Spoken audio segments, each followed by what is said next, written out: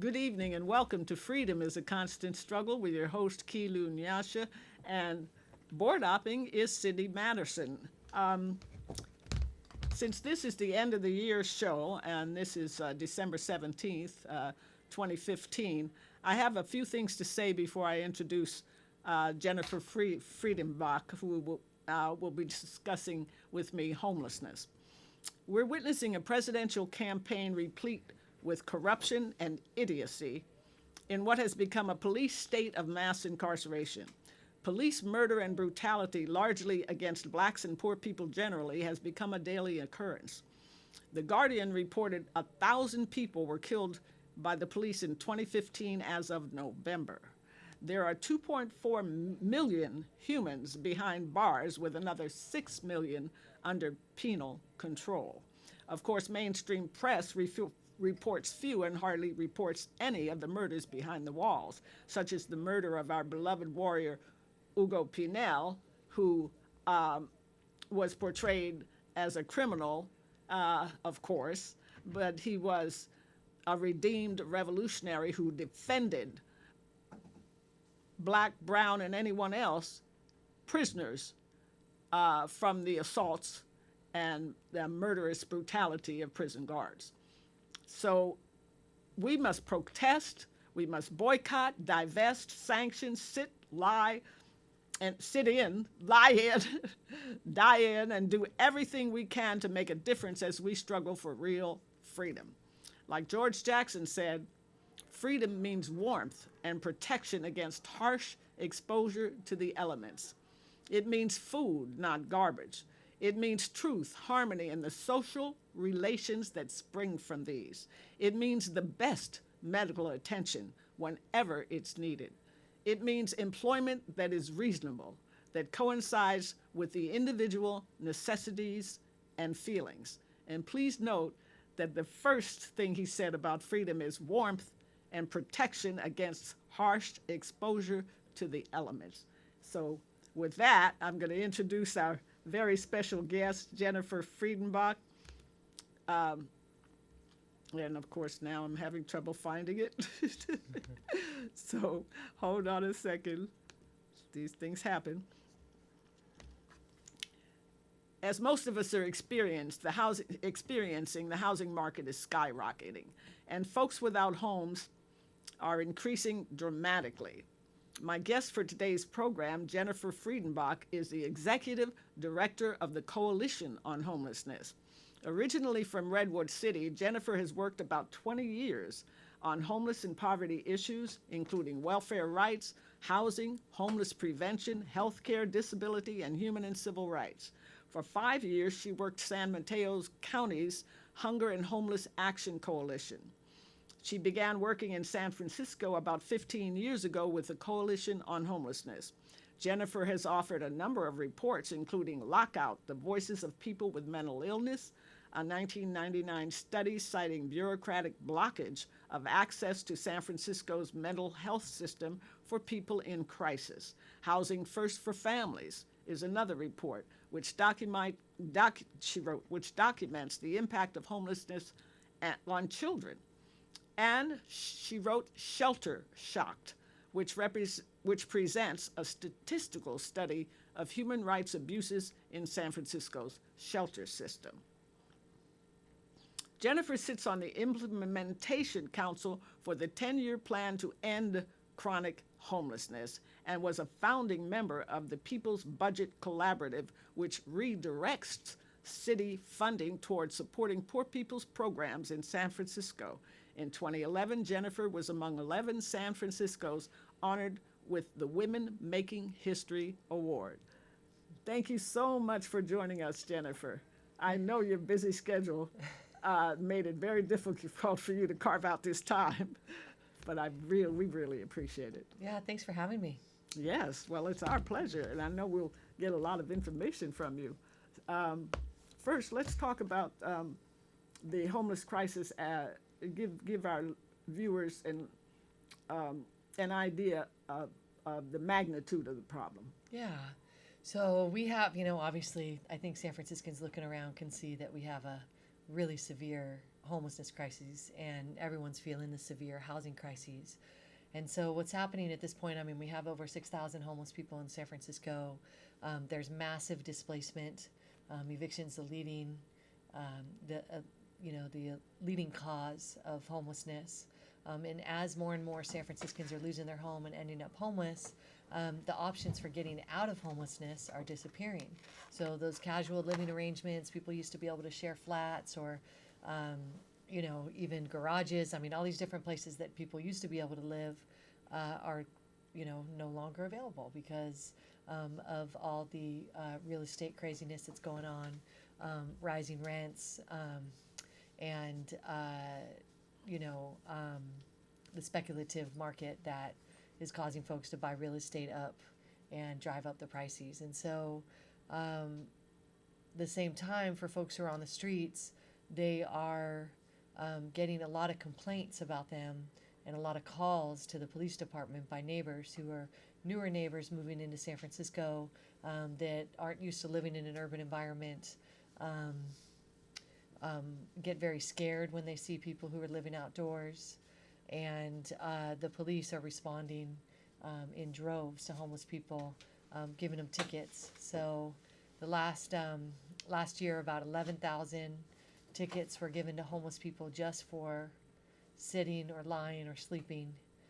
There was about 27,000 tickets given to homeless people for other quality of life type stuff. Let me stop you right there. And now, what happens when a homeless person gets a ticket? Now, this is a citation for violating the sit-lie laws. In other words, you can't sit. You Yeah, I can't mean, lie. there's actually 22 different laws that they use against people. So 22. 22. So there's for so goodness there's sakes. camping, there's obstruction, there's trespassing, there's the sit-lie law was kind of the latest Oh, one that for we goodness sake. that we added. There's the state laws that they can use. There's the This is how you park deal laws. with human beings who lost their homes. Yeah. You Yeah, and harass it's- them, you ticket them, you make their lives more painful. Yeah, exactly. So, at this point, our primary response to homelessness in San Francisco is really a police response. If I had some other situation and I called the city, let's say there was a tree that needed removing or a sidewalk situation that was causing people to trip or some kind of thing that was, a problem for folks with disabilities, what have you, even though those are safety issues, so to speak, they wouldn't be sending out police officers. They'd be sending out Department of Public Works or some other, entity that's appropriate. If I had a homeless person out in front of my home, I called the city and said, look, I'm really concerned about this homeless person. They would send a police officer. So that's how we're Oh, responding to this. And at the same time, it's so people are forced to live on the streets. We have about one shelter bed for every 6 homeless people. We have thousands of people on the wait list for affordable housing. There's kind of this mythology that folks are homeless because there's something wrong with them or because they did something wrong, that they're flocking in from out of town, that it's a carefree lifestyle that they're choosing. If they, and all of this mythology has been promoted in protection of policymakers in order to let policymakers off the hook. And so, in reality, the overwhelming majority of homeless people in San Francisco became homeless as San Franciscans. In reality, it is our structural problems that are causing homelessness. Our massive cuts in the early 1980s, started this huge homeless crisis, and since then, we've made a series of bad policy decisions that have exacerbated homelessness. And so, instead of, creating housing, making those kinds of choices, we're choosing other things. Locally, we're choosing police. Nationally, we're choosing war. All these things, and so, we have this huge disparity between income and rents. And so, unless someone has access to a housing subsidy, if they're very poor, they're at great risk for homelessness. And in fact, about 7 to 9% of extremely low income people in any city in the United States are homeless at any one time. that's 7 to 9%. 7 to 9%, yeah. And that can translate into a lot of people. Absolutely. Tens of thousands. in It's some cases. absolutely, yeah. I mean, you look at our extremely low income population in San Francisco. We have 40,000. Yeah, so it's a lot. And Yeah. And of course, not even one family or person should be on the street in a society as rich as this one. yeah, absolutely. And I think in San Francisco, there's a tremendous amount of local tax base. We have a lot of money here. And so it's this very disparate thing that's going on because you have Isn't tremendous wealth. California, if it were a country, it would be the fifth largest economy or something? Yeah, I believe it's something like that. But Some- California has the highest income disparity in the country. San Francisco has the highest income disparity in California. We have basically if we were to lay out our income in a bell curve, back in the day, we would have thought about, it would have been a bell where, you have most people are in the middle, and then you have a little bit of ultra rich and a little bit of ultra poor. But San Francisco now is actually a U with a little bit of, with a lot, 26% people who are very affluent, and then about 27% who are extremely poor. So the bell is actually flipped over, and it's a U. And so that's pretty frightening. The middle class is falling into the lower classes as a result of the economic downturn in 2008. That a lot of people never really recovered. I mean, let's face it, the only people who really recovered from the economic disaster of 2008 were the wealthy who got Right. bailed out. Yeah, absolutely. And recently I heard one of the latest statistics that give you an idea of how gross the injustice is. 20 people are richer, have more wealth, 20, than half the U.S. population combined. Yeah, I saw that also. 20. Yeah, it just every new That's stat they come out mind-boggling. with it is mind-boggling. Every new Okay, stat they come here's out with is another more. one they came out with. 100 people own more wealth than all African Americans in the country. Oh wow. 100. Yeah. So we see the income disparity is just mind-boggling, Yeah, it absolutely is. and it's insane, and it makes no sense because I mean we're in a situation of neo-slavery because when you say that they're ticketing these people, right? And the police respond every time, right? Right. It went from recently. I heard that it's gone from $49,000 a year to house somebody in a county jail to over 55 or something like that. Yeah. So the criminalization, and just to break it They're down a making little money. bit. They're making a lot of money shuffling people in and out of jails. Right. I mean, it's, they're not making any money off of homeless people in the sense that people can't pay their fines, right? So they're fining people tickets they can't pay. Those tickets go to warrant. They can't pay their warrants, and they're picking them up. Exactly. That's And then exactly what I'm getting at. Exactly, and then they end up getting jailed. It also destroys people's credit. It also, causes people to lose their driver's licenses. I mean, we talk about, this huge burden of debt that poor people carry that they can't afford to get themselves out of. That is, put on them by these different fines and fees. For the extremely destitute people who are living on the streets. They are literally being fined for being poor. That is Right. what they're being fined Of for. course. Yeah. Of course. And so they're not committing a crime. Mm-hmm. They're not hurting anybody. Mm-hmm. They're not anything except that they're too poor to afford a place to live, and therefore they're getting fined. And so they're criminalized. yeah, exactly. And so, and the interesting thing is that because homelessness and just, talking a little bit about it, but, in San Francisco, which is, supposedly a progressive city, we have a situation where, our politicians that are more conservative, and I'm going to use the word conservative, not moderate, our conservative politicians are, fond of using scapegoats. They do that everywhere. And so in other places, they use Muslims. They use welfare Oh, recipients. they're the latest scapegoats for Right. sure. They use African Americans. They use immigrants. All these different populations. They use members of the LGBT community. All these folks are used as scapegoats, and the way they use scapegoats is they use them as wedges in elections. So they have these wedge issues go to the ballot that drives out more conservative voters, and then you get more conservative people elected. And that's the very idea. That's the whole To idea of Donald Trump. disenfranchise people. Exactly. You get all the haters get all excited, and then they want to turn out.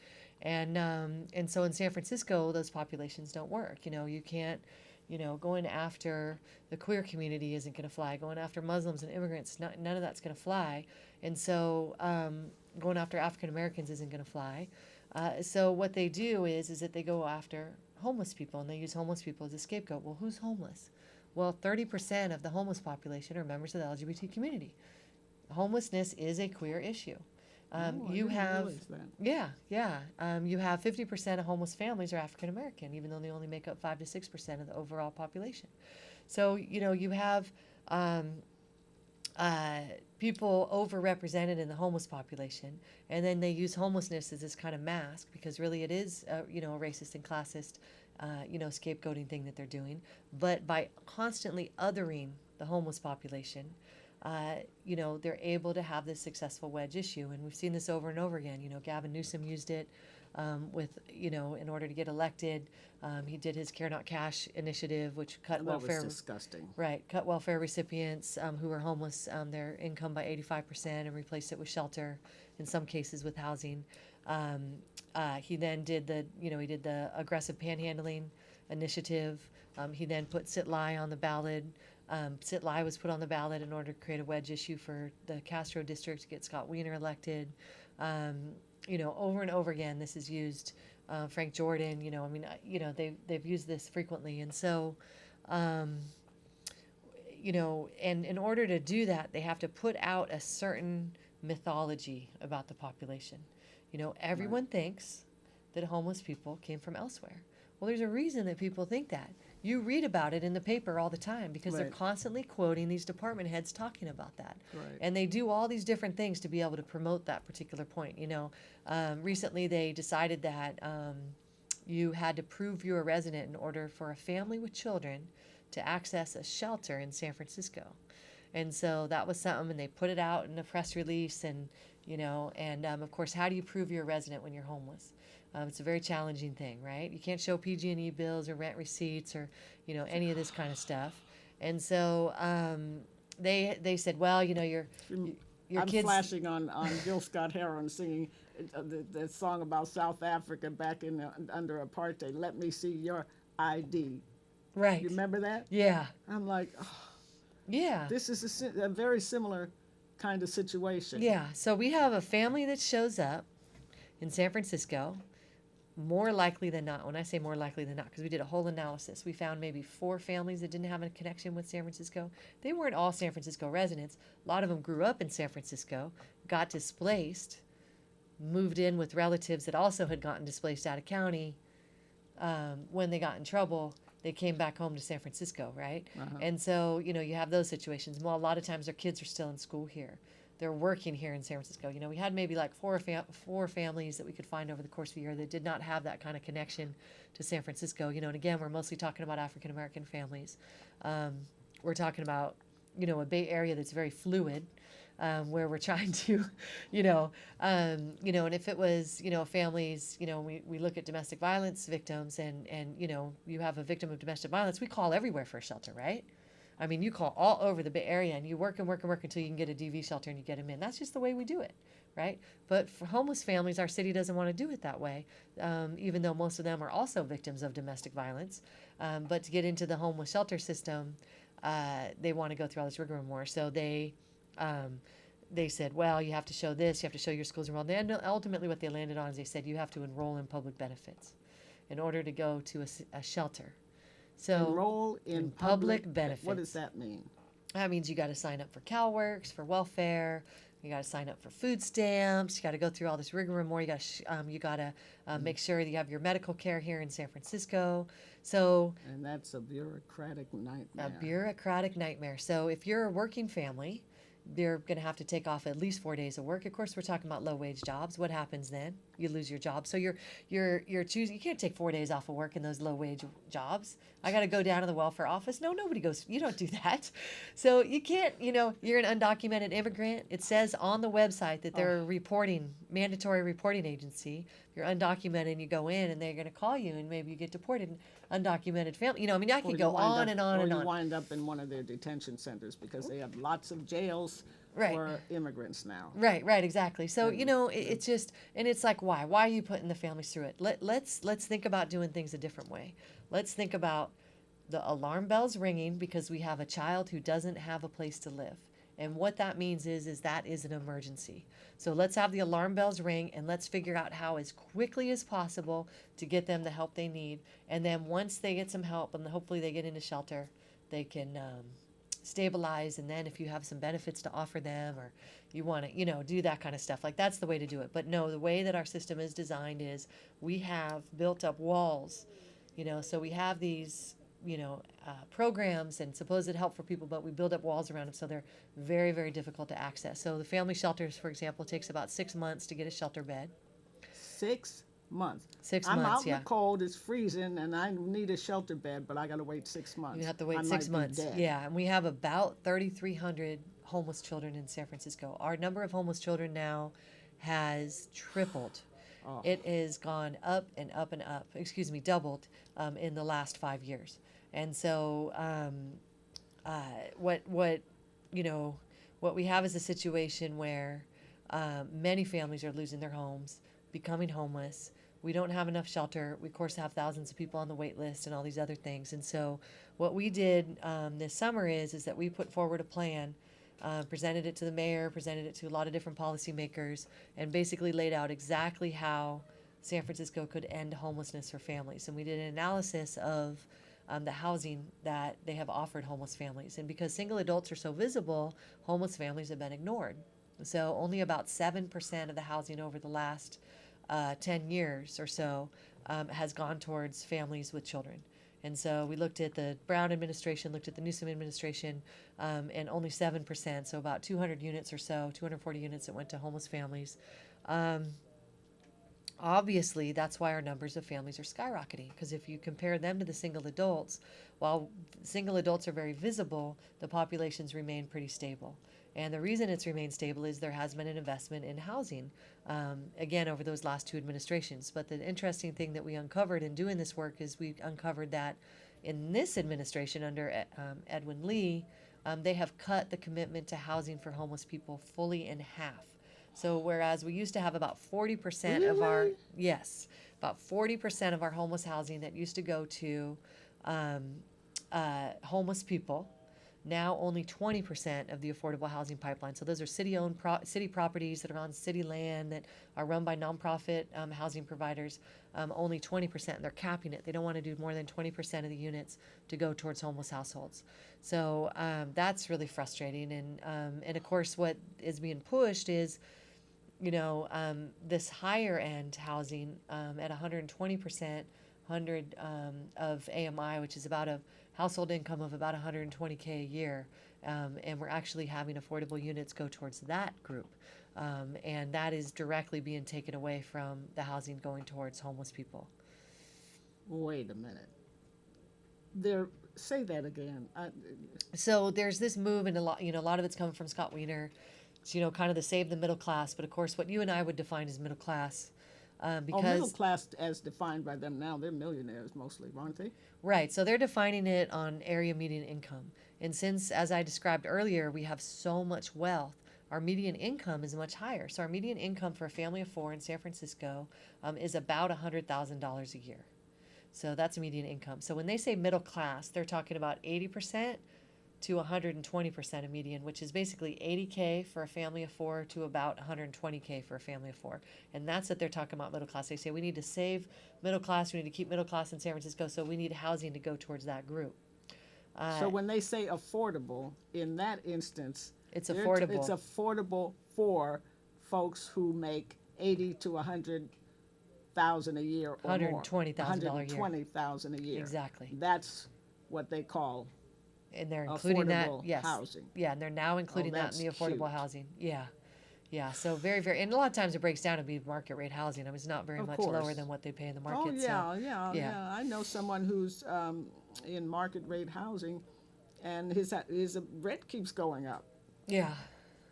and just keeps increasing according to the market. It's Well, he tied to the market. must be if he's in San Francisco, it's No, he's in Walnut Creek. oh, okay, yeah. Yeah. Because the places that do that in San Francisco is if they were built after 1979 are exempt from rent control and single family homes.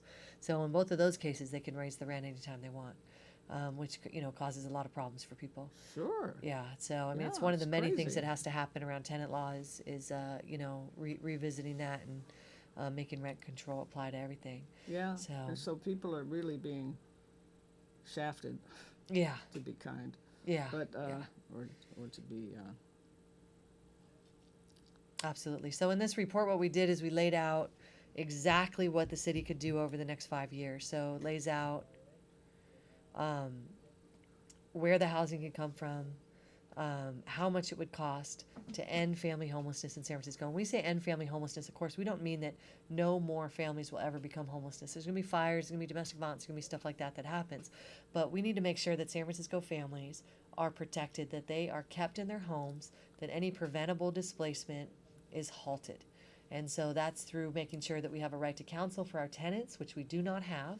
So a lot of people lose their place. They are going up against these very high-paid lawyers. They don't have them. They end up becoming homeless. We need to make sure for those folks that are vulnerable, that can't afford to buy a lawyer on their own, that they have access to that.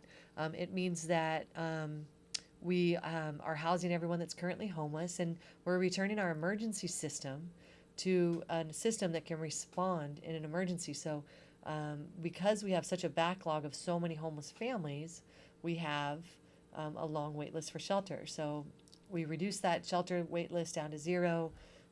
We get the shelter beds back open again. When there's an emergency, we get people, and then they're captured quickly and then rehoused within 90 days. And so we have a vibrant system that says, okay, we have enough housing, we can quickly rehouse. So that's really what we're talking about when we're talking about ending homelessness. And of course, we're having this focus on families because families have been so ignored.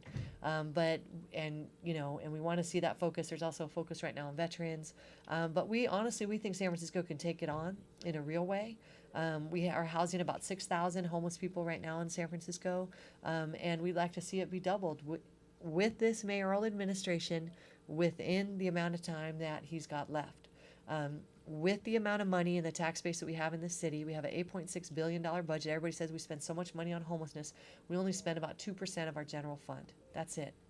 It's not much. Well, could any of the money that we saved by voting down, that the city council unanimously voted down spending billions of dollars to build a new county jail? Yeah, it's a great point. I Yeah, think so as the that's Board a of Supervisors. great victory to Yeah. the people. Congratulations, folks. Yeah, it's a huge victory, Yeah, huge that's a victory, and a biggie. lot of Yeah, a lot of organizations work worked went really. into that. Yeah, yeah, and I think So, our whole thing with the jail but was. let me just slide in this question. Uh-huh. The money, the billions that were going to be spent on that jail, can't they be, some of that money at least be used to house people? Yeah, and what the Board of Supervisors were specifically voting on is the state grant and whether or not to accept that. And they voted to reject the state grant. They are trying to get an exemption through Senator Leno to be able to repurpose that money for something else locally, which goes to your question, like, then let's use the money for something else. I don't know if that's going to actually work because that was the whole RFP process. They'd have to change the law. They'd have to do a lot of stuff to it. But that money from the state was only going to be a loan, and it was only going to pay for a portion of the jail. And there was a lot of other money that was going to have to be used for that. And so, that's exactly what we're talking about. And so there is money that the city had, and that money is still supposed to be used to benefit the county jail population in some way. So not necessarily for a jail. So housing, Rehab, right. drug rehab facilities, Right. mental health facilities. Exactly. And the mental health, the rising number of people in our county jail. So the county jail population has declined steadily. The only population that has gone up is people who are suffering from mental illnesses. And a large portion of those are, of course, homeless people. So And a large portion are in jail or in prison, because that's what we do with mentally ill people. We lock them up. that's exactly what we do. And there's nothing more traumatizing. I mean, it's I bad know. enough to be in jail for anyone and someone with a mental health issue, to lock them And up. a lot of them are in solitary confinement because of their erratic behavior, because of their mental health issues. and a lot of them wind up being brutalized, and killed through And medical neglect, for brutality, for complete insensitivity to their needs. yeah, and that solitary confinement, of course, doing permanent damage. Yeah, Permanent absolutely, damage. to Yeah. someone already suffering with depression or bipolar depression or other forms of mental illness. Yeah. How is solitary confinement going to help them? Yeah, it's It's absolutely not. No, Yeah. it's torture. It They're is. being tortured Yeah. instead of treated. Right. And folks without mental illnesses in solitary confinement find their mental health deteriorate really rapidly. So you can imagine someone already has a mental health issue. Exactly. Yeah. So it's really, Exactly. which brings me back to the whole thing around homelessness. So, as homeless people, we are spending more money keeping, and I say keeping because we're making a decision, whether that decision is a decision of inaction or whether that is a decision of a bad policy decision, we are making a decision to keep people homeless. We are spending much more money keeping people homeless than if we were to simply house them. There's been study after study that demonstrates that. I know. And They've institutionalized homelessness. Right, And right. they're making lots of money off of it. Yeah, absolutely. And I think what happens with it is, a lot of the money's spent on healthcare, and so there's a number of things that are happening when homeless people are on the streets as they're homeless for longer. And so, I'll start out with kids. There's all this stuff around kids. If you're homeless for a period of time, more than 6 months, the data demonstrates that the kids are being permanently harmed by the state of homelessness, and it manifests itself in a lot of different ways, and it's very similar to what happens with adults. But you have the lack of stable relationships, you have the trauma, you have kids being exposed to violence that they normally wouldn't be if the parents had any choice. If, for example, mom can't get shelter, and then she has to return to her batterer because she's going to be sitting out on park every night, and then the kids end up witnessing violence as a result of that, or all these different situations that people have to choose because of their circumstances. Homeless kids are most likely to repeat grades. It's like 33% repeating grades. A large portion of those multiple grades. Really high dropout rates. It's an independent indicator. Don't have access to regular nutrition, and there's issues around that. Behavioral issues. Large proportions falling behind in their educational placements where they're supposed to be at educationally, behavioral problems because of the trauma, and then that of course affects the whole classroom. So we just have this rippling effect where we're choosing to keep homeless, people homeless, and then what that means as we're kind of projecting that out for their future. For adults who are on the streets and that becomes a pipeline to prison too. Absolutely does. It absolutely does. And you have a situation where when people are out on the streets, there's a number of things that happen. Now, one of the main things that happens is sleep deprivation. Oh, So, yeah. How in the world do you sleep? Right. So sleep Outside. deprivation. Yeah. So sleep deprivation causes, a number of healthcare concerns, diabetes, a number of different heart concerns. Of course, you have, problems with cognitive processing when you're suffering from sleep disorder. There's, just a number of problems that result from that. People get traumatized over and over again. Human beings are not physically meant to live outside, but this exposure to violence in terms of safety and what that means in terms of trauma. If you don't, you at night, you're going to go to sleep, and those of us who are lucky enough to have homes, and we, lock our door, we settle down to bed, and you kind of have that relaxing feeling. You don't get that when you're living outdoors. So you're constantly having to be on guard, and that feeling of safety. As a result, when folks' mental health deteriorates, there's a higher propensity to self-medicate with drugs and alcohol. It's the only way you can get rest. The only way sometimes you can get warm is with some alcohol. Exactly. Only way you can get warm. Exactly. Whiskey's a real warming upper. Folks who are bipolar and they can't get treatment, and then, you speed and they even out. Your physical ailments, there's a whole host of different physical conditions that homelessness is an independent indicator. Stuff that you wouldn't even think of. Contraction of HIV/AIDS, for example. Homelessness is an independent indicator of that. Why? Well, because your property keeps getting confiscated and you lose your condoms. So, there's all these different things that happen that we don't normally think about. But the other stuff, I get a cold and then it turns into a chest cold, and then turns into pneumonia. I don't have access to shower, so I have scratch on my arm, and then that gets infected and ends up losing a limb.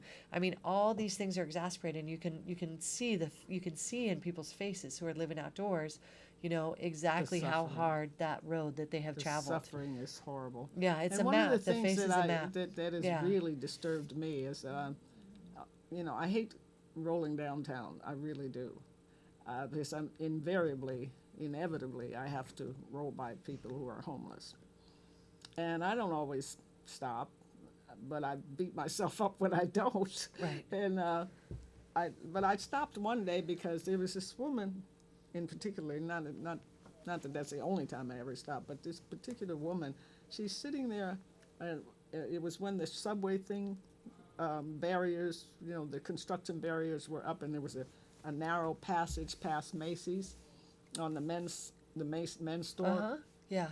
and there's a space between the sidewalk and the front door where she could sit there with a cup, and she had a baby in her arms. And she didn't look like someone who had been homeless long.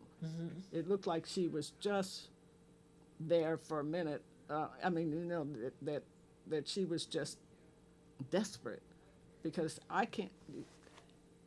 It could have been me, it could have been you, it could have been anyone sitting there with a baby in her arms. And then I realized later, I said, well, how can that be? And of course, Clinton did a monster thing in the 90s. Excuse me. when he when he did the welfare so-called reform law that we began to call welfare deform. Right. Okay, well, that was way back in what 95, I think, or Yeah. if I'm not mistaken. 97, I believe, is when it was passed. Yeah. Okay, thank you. And he put a 5-year lifetime limit, right, Right. on what we used to call AFDC, but it's no longer, you know, assistance to mothers with children. Right. Okay? So that's 97. This is 2015. There are lots of mothers who have exhausted that 5-year Yeah. limit. Yeah, and what it means for They don't them, qualify for any assistance. well, their children do, and then they cut the parent off. So it ends up being, so you think about welfare for families with kids. A family of 3 gets about $900 a month, roughly divided by the 3 family members. So a mom with 2 kids. So what happens after 5 years is she gets cut off and her income cuts down to below 700. So, and then the children can continue getting it. But yeah, it's a. But she you know, doesn't count. She's just not supported. So Yeah. is this what kind of logic is that? Yeah, I think it's You- part of our mythology in the United States, and this idea that, you know, this bootstraps mythology that, you know, you just got to work hard and you'll succeed, and when you give out handouts that it's people are going to be Before you dependent. pull yourself up by your bootstraps. Right, and I think Except that you don't have any boots. yeah, exactly, and I think what it does is, you know, part of it is this very hateful and classist, you know, orientation towards impoverished people. Oh, God, And yeah. it's, you know, it really, really permeates our culture. And I think, you know, this idea that poor folks are lazy, this idea that you need to kind of, you know, give incentives to them. And our homeless policy in San Francisco is basically revolved around that basic concept. If we make it too comfortable for them, they're going to hang around for really long. So we need to make it as uncomfortable as possible, and then they're just going to disappear. And that is the idea behind all the anti-homeless laws. That's the idea behind all the crazy policies and procedures They you got to really go want through. them to drop dead. Yeah, but I think that it's building on that mythology of they're coming from out of town. And so this idea that, you know, so all of this is all connected to the way we think about it. You know, I'm accused occasionally as the director of the Coalition on Homelessness of enabling homeless people. And so, and it's kind of a funny concept. And whenever I hear it, I'm always like, huh? And so, you know, we're fighting for opportunities. We want people to have opportunities to get off the streets. And, you know, the perception is just so, you know, I'm looking at people who are struggling so hard and under such dire circumstances. who, you know, are making choices that aren't really choices because they have nothing to choose from. And so Yeah, their it's, choices are bad or worse. yeah, there's just nothing there, you know? Yes. I mean, it's, you know, I'm going to eat a rotten banana or I'm going to, you know, chew on some tree bark, you know? Right. And then I'm going to get accused of making a bad choice by eating a rotten banana. So that made me sick, you know? And so you know, and so it's just, it's part of the whole mythology. It's part of what needs to change. And I think that there is a changing, you know, there is something that's really changing pretty radically right now, and I think there's a lot of opportunity coming up to do things differently. And I think this jail fight is a big indicator. I think the people are on the move.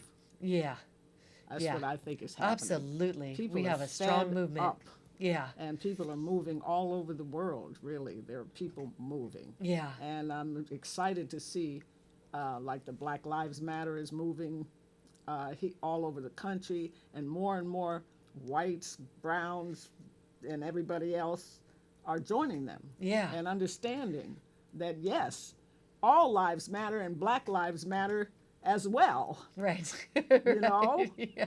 Come on now. Yeah. Who's getting targeted the most? Yeah, yeah. The You whole know, All Lives we're- Matter is we're- really come silly. on now, we're Yeah. 3 times more, you know, like some people say white people do the crime and black people do the time. Yeah. Because we're 3 times more likely to be incarcerated for drugs as white people, and white people we know do drugs. Yeah. Come on now. Yeah. So we're filling up the prisons and jails, and you know, there are millions under penal control and all this, and we're living in a police state. Right. And when you look at who's governing us, you know, did you see and really look at it globally, because the summit, the COP21 summit for the environment, they all took their pictures, right? They took a picture of all the heads of state, and it was, they looked like, just glancing at them all assembled, it looked like there might have been 100 leaders. Well, it couldn't have been that many. It probably was somewhere around 80, though, close to it. And you could pick out the 2 women easily, okay?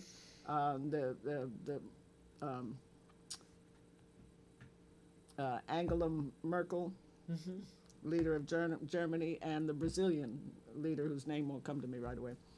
And all the rest are men, mostly white. So here we have a situation where, and especially here in the United States, if all the congressional people stand up, it's going to be, predominantly white male. So we're being run, but worse than that is they're predominantly white male and predominantly rich. Right. Okay, very rich. Yeah, it's white We- men of privilege. Yeah, And they're great straight privilege. white men of privilege. Right. Right. Yeah. Exactly. That's even Yeah. a better way to describe it. Yeah. So here we are being governed by these people who haven't got a clue. And you can tell when they talk. You know, a lot of these guys are millionaires, billionaires. Penny Pritzker, the new Treasury Secretary that in Obama's cabinet, is a billionaire. Right. So here we have, you know, these rich people, super rich people, making decisions affecting the majority of us po folks' lives, Right. which makes no sense. Yeah. Okay? Absolutely. And they're disenfranchising us as fast as they can. They've got more reasons to keep us from voting. If you have a felony, you can't vote, so they're making sure lots of people have felonies. Yeah. Right? Especially us. Yeah. To keep us out of the, you know, I mean, they got all kinds of ways of manipulating gerrymandering districts, and just all kinds of shenanigans to make sure that only a certain group, you know, mostly white and middle class, vote. Right. Because, and the corruption, this year, this election, they've already projected they're going to spend $6 billion this time, $4 billion the last one. It just keeps going up. Wow, it's a lot of money. I mean, That's you think a about lot of money. you think to about fund the choices that- campaign nonsense. yeah, insane, a lot of nonsense too. Yes. I mean, I think, you know, if we talk about political will. I mean, at one time I did like a, you know, back in the napkin kind of thing. It was like 30 days of Iraq war spending, and we could go back to 1978 levels of HUD funding and adjusted for inflation, we could end homelessness for every man, woman, and child in the United States. I'm sure. We could do a lot of things, and so There's it's no reason we can't solve this yeah, problem. yeah. We Didn't can. Utah just come up with a solution to the problem? Just give them houses? Yeah, well, their initiative is focused on chronic homeless. But the Mormon Church took a big leadership role in that, and they basically put people in apartments, and this stuff's not rocket science, but I don't think so. yeah, but what we need in San Francisco is we need a sustained commitment to end homelessness. We could do a revenue source. I mean, there's a lot of things to choose from, ultra luxury taxes, and all these kinds of things that we can do. But we got to figure out how to create the political will, and it feels like it's shifting on the criminalization. It feels like it's shifting right now. We're fighting for a right to rest in Sacramento bill, and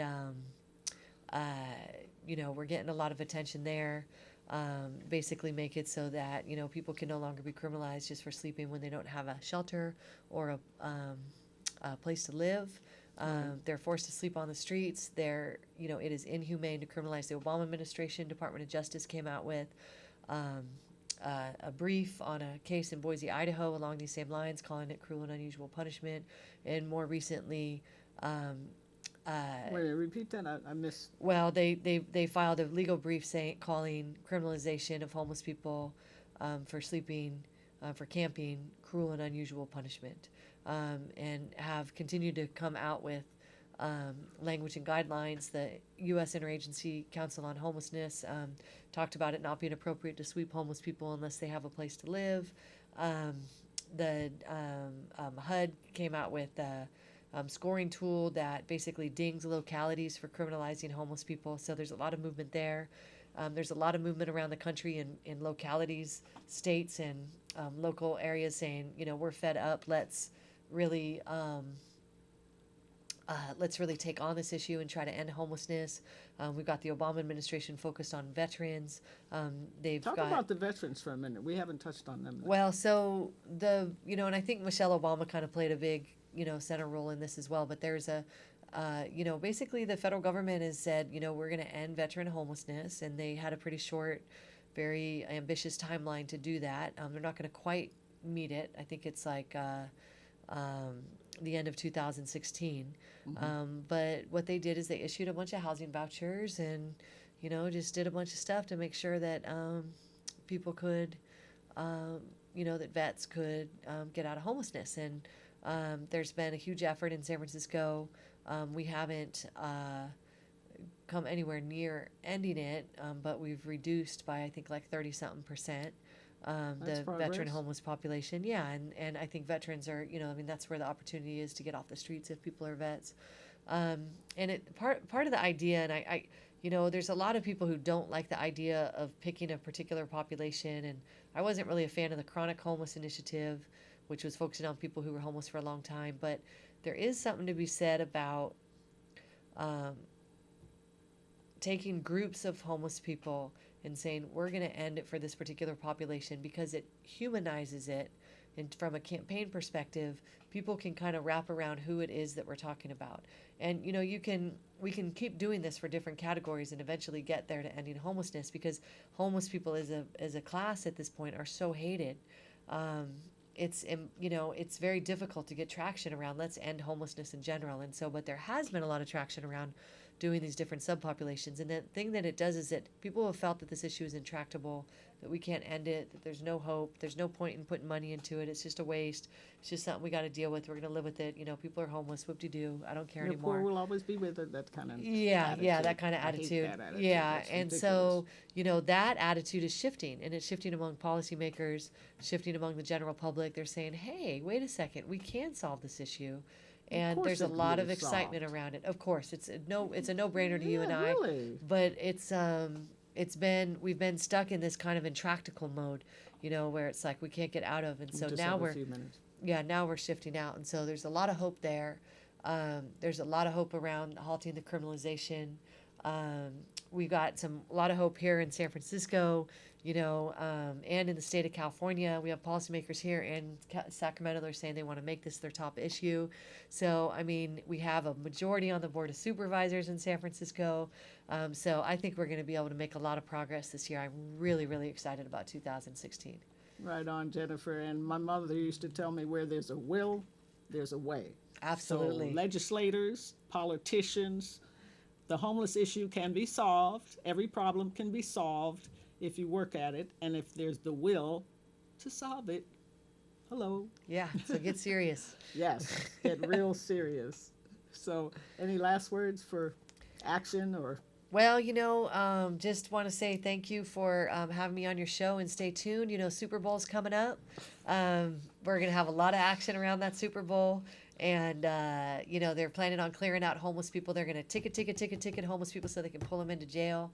That's the plan. I heard it from the police officers who have been working on it. And what can we do about that? well, we are going to monitor it. We are going to get a lot of media on it. And we are going to shame the shish kebabs out of these guys. And they're going to have to back off. Now, how are they planning to, we got another minute. How are they planning to shaft the homeless during this whole Well, fiasco? they're planning on, the instructions that the police officers are given is heavy ticketing. So multiple ticketing of the same people over and over again. That way they can pull them into jail. And Just keep them out of sight for the Super Bowl. well, they can literally arrest them if they give them enough tickets, and that's the plan. They're going to give them enough tickets to arrest so we'll them. just put them in jail. This is the Put them in plan. jail. Put them in jail during the Super That's Bowl. too cold. Yeah, so that's what we've heard. That's what apparently the instructions are at this point. Well, we have another fight, folks. We absolutely do. So And folks can stay tuned with us on our website. We have all our emails there. It's COHSF, Coalition on Homelessness San Francisco. You can email myself. I'm on the website with my email, and ask to be on our action alert, and I can join you to it. And you can also stay tuned by reading the street sheet. We always tell everyone what's going on in the street sheet. Yeah, so twice a month. Don't miss any issues. Right on. Thank you so much, Jennifer Friedenbach, of the Executive Director of the Coalition on Homelessness in San Francisco. Thank you, viewers, for tuning in to Freedom is a Constant Struggle. Thanks, Sydney Madison, for board opping, and I wish you all very happy holidays. I wish you a very revolutionary new year. Let's make a change. All right.